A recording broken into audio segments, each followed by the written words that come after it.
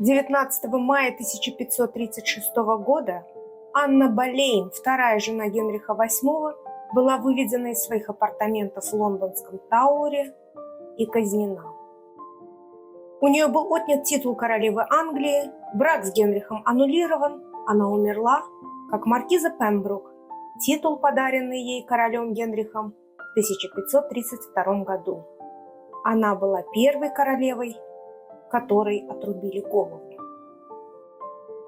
С вами программа «Книжное сомелье» и я ее ведущая Нафиса Финей. Сегодня мы с вами попытаемся разобраться, почему Генрих пришел к такому жестокому методу избавиться от женщины, которой добивался 7 долгих лет, ради которой ему грозили отлучением и войной, женщины, бывшей самой большой любовью его жизни.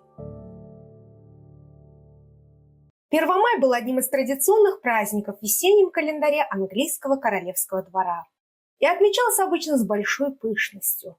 И 1 мая 1536 года не было исключением. Он ознаменовался началом грандиозного турнира, или Solemn Joust, что в переводе с английского «торжественный турнир», который проводился во дворе королевского Гринвича. Этот величественный дворец, находящийся на живописном берегу реки, был местом рождения Генриха в 1491 году, домом и игровой площадкой для поколения английской королевской семьи. Был теплый день, вымпелы развивались на ветру, придворные собрались на лугу, чтобы посмотреть рыцарский турнир.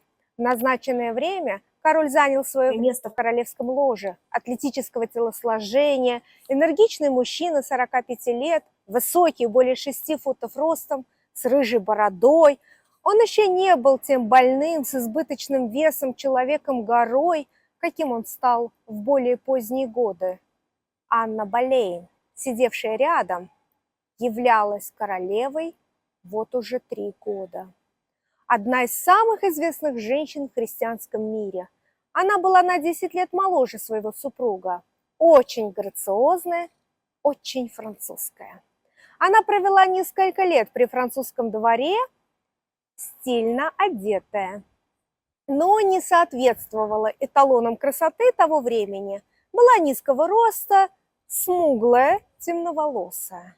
В 1532 году, за год до того, как она стала королевой, новый посол Венеции в Англии писал: «Не самая красивая женщина в мире, среднего телосложения, кожа смуглая, шея длинная, большой рот, грудь невысокая, в общем-то, ничего особенного, кроме того, что она пробудила интерес короля, и глаза, черные прекрасные глаза». Это было счастливое событие. Первомайский день был традиционным временем для куртуазного разгулья и ничего не предвещало надвигающейся беды. Генрих никоим образом не подал виду, что он зол или раздражен. Напротив, он вовсю предавался веселью. Генрих стоял и наблюдал, как соревнующиеся готовились к представлению. Их доспехи сверкали в лучах весеннего солнца, копья были наготове. На этом ристалище брат королевы Джордж Болейн, виконт Рочфорд, был главным соревнующимся и демонстрировал зрителям свое мастерство в метании копий, сидя на лошади с попоной, с прочной кожи. Сверху была яркая накидка с геральдическими эмблемами. В то время как сэр Генрих Норрис, один из самых доверенных друзей короля и приближенное лицо, вел защиту, демонстрируя свое великолепное оружие. Когда лошадь Норриса стала неуправляемой, отказалась скакать и отвернулась, как будто осознавая надвигающееся бедствие для своего хозяина, король подарил ему свою лошадь. В рыцарском поединке придворный поэт Томас Уайт показал себя лучше других, хотя Норрис, сэр Фрэнсис Вестон, сэр Брентон тоже, как писали очевидцы, совершили великие ратные подвиги, и король проявил им большую доброту. Королева наблюдала турнир с высокого ложа и часто бросала откровенные взгляды, чтобы подбодрить соревнующихся. которые ничего не знали об опасности. 50 лет спустя историк Николас Сандер, являвшийся католиком, враждебно настроенным к протестантской Англии, описывая те события, утверждал, что королева бросила свой носовой платок, и один из ее воздыхателей, традиционно предполагалось, что это был Генри Норрис, взял его и вытер им лицо. И что Генрих VIII, наблюдая за этим и кипя от ревности, истолковал этот жест как свидетельство близости между ними и, поднявшись в спешке, покинул трибуну. Однако в современных источниках, таких как достоверная хроника Чарльза Рисли, Windsor Herald, нет никаких упоминаний об этом инциденте. В конце XVII века Гильберт Бернет, епископ Солсбери, который кропотливо исследовал падение Анны Болейн, чтобы опровергнуть утверждение Сандера, пришел к выводу, что инцидент с носовым платком никогда не имел места, поскольку об этом обстоятельстве не говорит сэр Джон Спелман, судья того времени, который написал отчет обо всем, что произошло, собственноручно в своей книге для отчетов.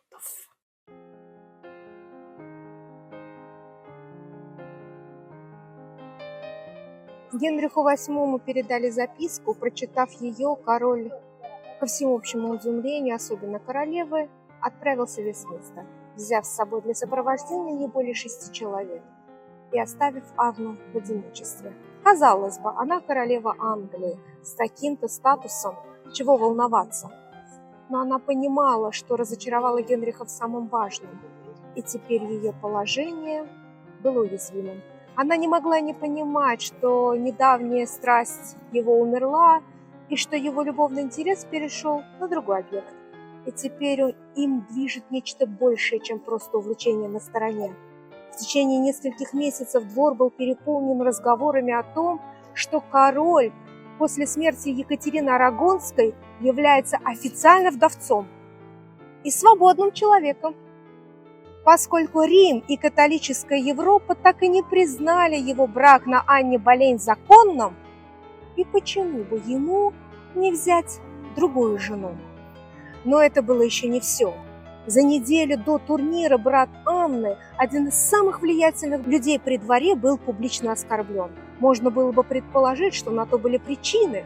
Многие рассмотрели бы в этом, что удар был нанесен самой Анне. Кроме того, ее отец, член Королевского совета, имевший доступ к государственным тайнам, возможно, сказал что-то, что дало ей повод для беспокойства.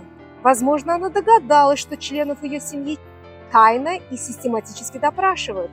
Поэтому 4 дня назад она попросила своего капеллана, она умоляла позаботиться о своей дочери, если что-то случится с ней, королевой. Очевидно, она сознавала какую-то неопределенную, надвигающуюся опасность. Она также знала, что только вчера она, обычно без того, не умеющая держать язык за зубами, говорила опрометчиво. Ее слова можно было истолковать как измену. Они выходили за обычные рамки придворного флирта между королевой и слугой, мужчиной и женщиной. И, к сожалению, были услышаны. Она тревожилась о том, что зашла слишком далеко, и думала, что же предпринять теперь. Но было уже поздно. Другие уже начали строить свои собственные конструкции на основании того, что она сказала. Анна боялась, что королю доложили о ее компрометирующих речах. Она обратилась к нему с драматическим эмоциональным порывом, но получила гневный отказ. Затем поздно вечером пришло шокирующее объявление о том, что запланированное и важное королевское путешествие отложено. Все эти знаки не предвещали ничего хорошего, но точная природа сил, которая угрожала Анне, почти наверняка была для нее загадкой. Потому она и предположить не могла, что больше его не увидит. И что и она сама, и эти галантные участники рыцарского турнира будут уничтожены в одном из самых больших переворотов в английской истории.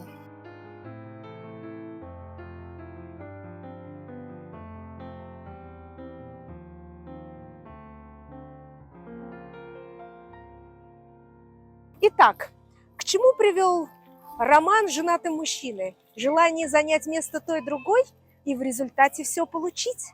Статус законной жены, да еще какой, королева Англии. И это в те времена, когда развод был невозможен по католическим канонам. Ну да, Генриху нужен был наследник мужского пола. Он был ему просто необходим для сохранения династии Тюдоров, основанной его отцом. 27 лет брака с Екатериной Арагонской, 6 беременностей и 1 выживший ребенок. Девочка Мария, но нет сына, который бы обезопасил правление. В 1526 году король влюбляется в придворную даму своей жены Анну Болейн. И после 6 лет ожидания, аннулирования брака от папы, для того, чтобы заключить союз, который он так страстно желает, уходит от католической церкви, основывает свою, англиканскую. Назначает симпатизирующему ему Кранмера архиепископом Кентерберийским, и тот объявляет его брак с Екатериной Арагонской незаконным. И все это, чтобы жениться на Анне и получить от нее наследника. Брак не был счастливым. За 3 года с их тайного венчания в Уайтхолл Пэлас Генрих VIII показал себя не самым добрым супругом. Женясь на Анне по любви, он нарушил традицию, что короли женятся по политическим и династическим причинам.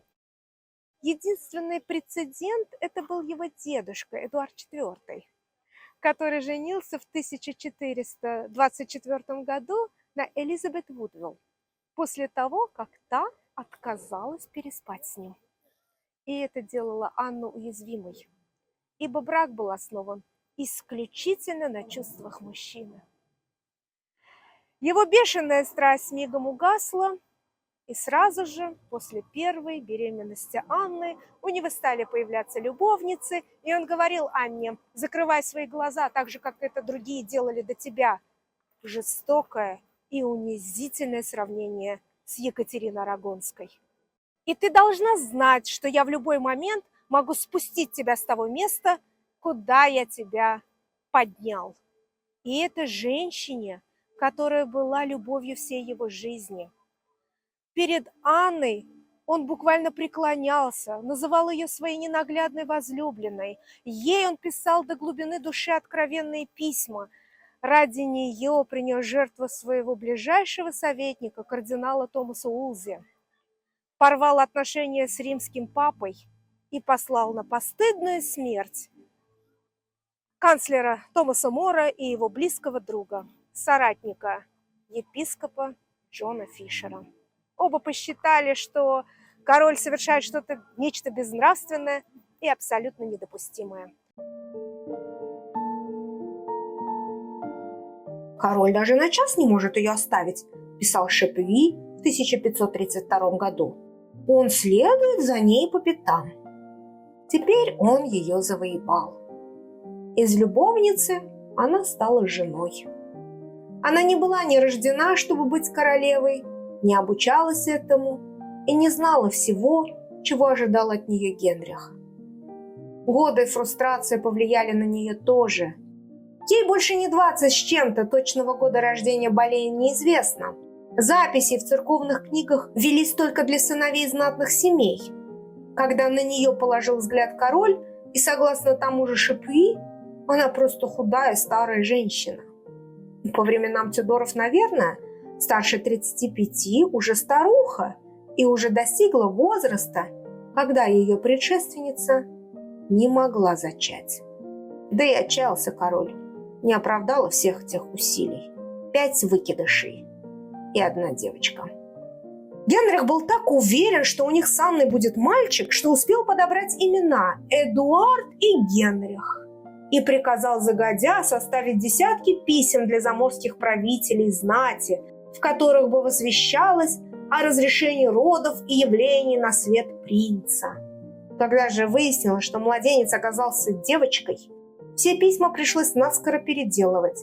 Принца надо было поменять на принцессу, однако места, чтобы написать слово целиком, не хватало.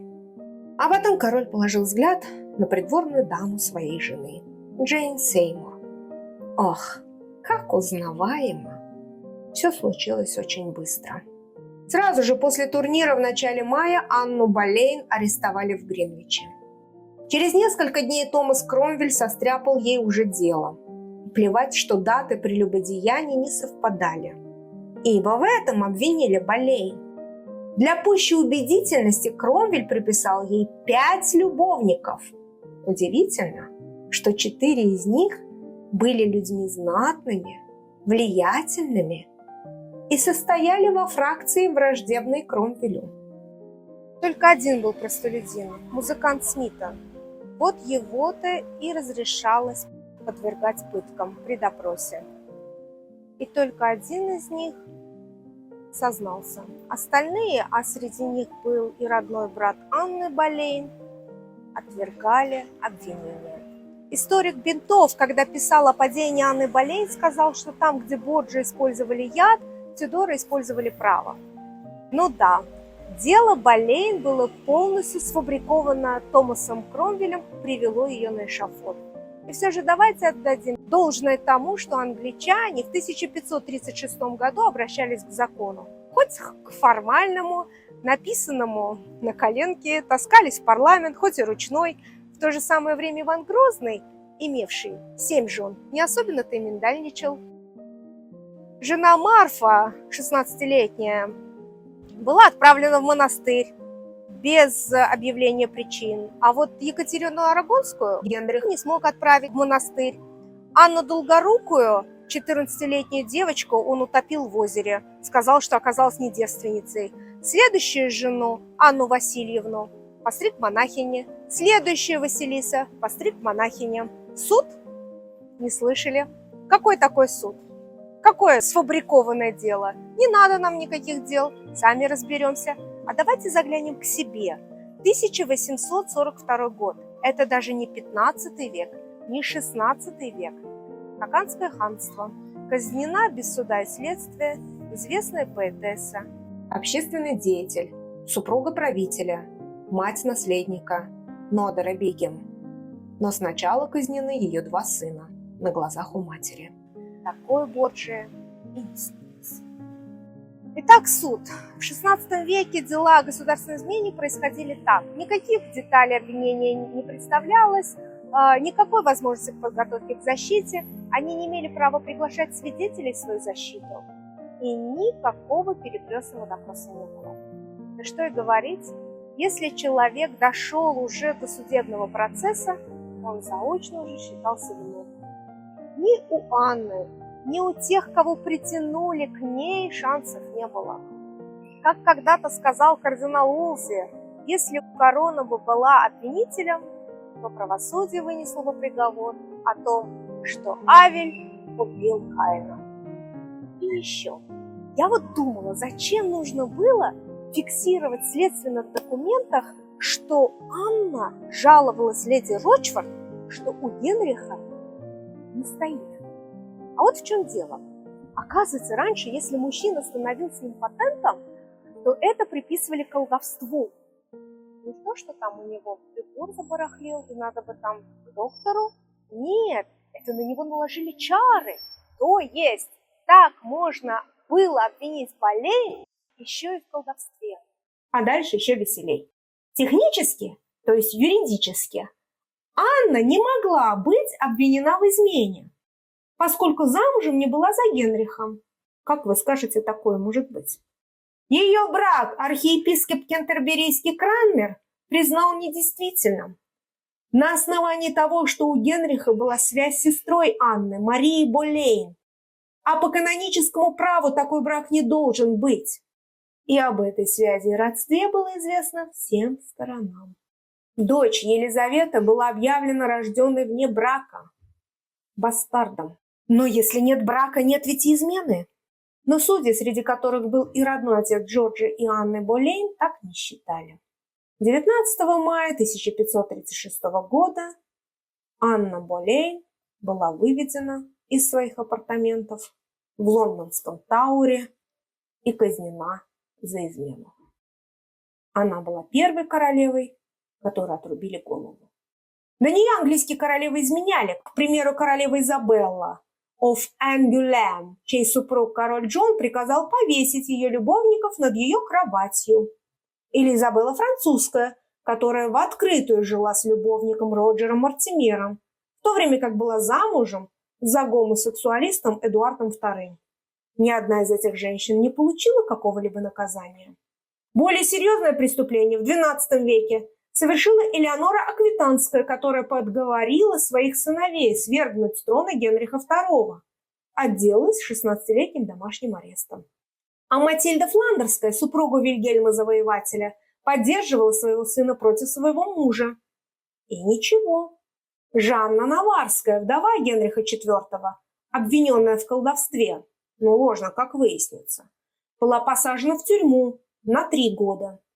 В 1441 году герцогиня Глоустерская Элеонора Гоупхам была уличена в колдовстве, желая смерти своему племяннику Генриху IV.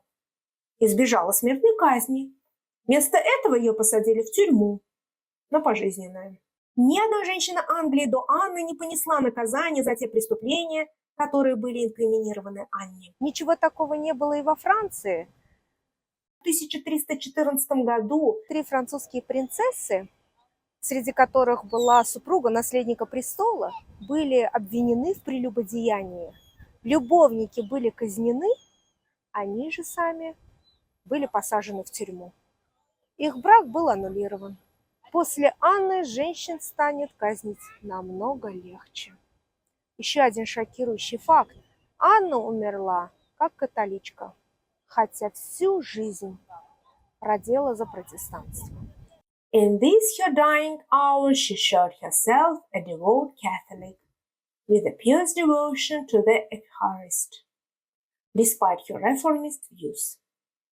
Король женился на Сеймур сразу через 7 дней после казни. Это была не рецензия. Но кроме как посоветовать вам, мои дорогие слушатели, прочитать книгу Элисон Уэйр «Леди в башне. Падение Анны Болейн», мне сказать вам больше нечего. Ах, да, больше всего у меня из головы не выходит то, что, оказывается, человек остается еще живым после того, как ему отрубили голову от 3 до 25 секунд. И заканчивает Цветаевой. Змеёю в сердце и с клеймом на лбу. Я утверждаю, что невинна. Я утверждаю, что во мне покой причастницы перед причастием, что не моя вина, что я с рукой по площадям стою за счастьем. Пересмотрите все мое добро, скажите, или я ослепла? Где золото мое? Где серебро? В моей руке лишь горстка пепла. И это все, что с лестью и мольбой я выпросила у счастливых. И это все, что я возьму с собой. Край целований молчаливых. С вами была программа «Книжный сомелье». Не оставляйте чтение.